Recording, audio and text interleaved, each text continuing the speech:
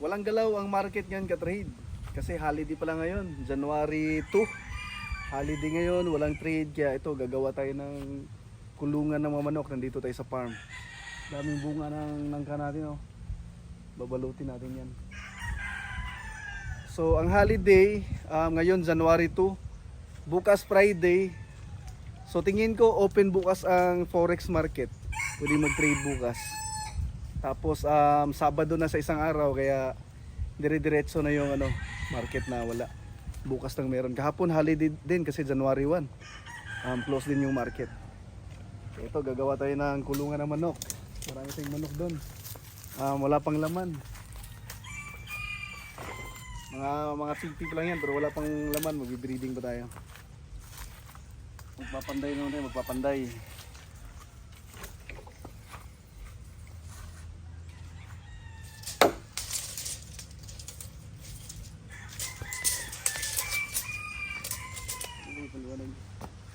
Ha?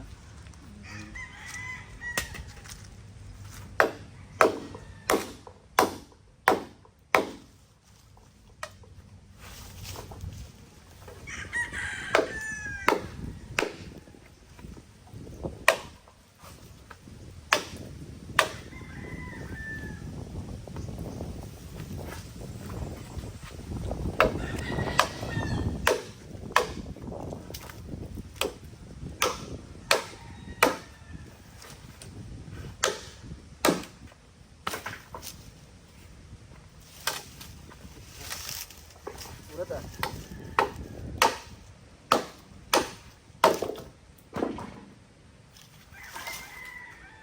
So gagawin ito ng poste.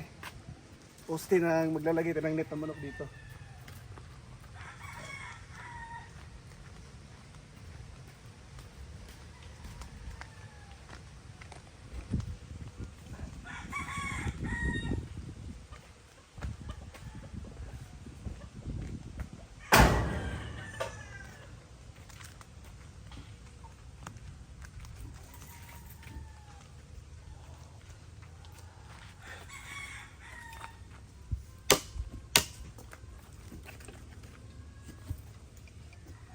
Yan.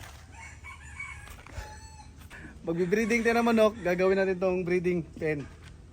Ayan, so lagyan natin ng poste ng kawayan. Babakuran natin ng net. Tapos yero sa baba.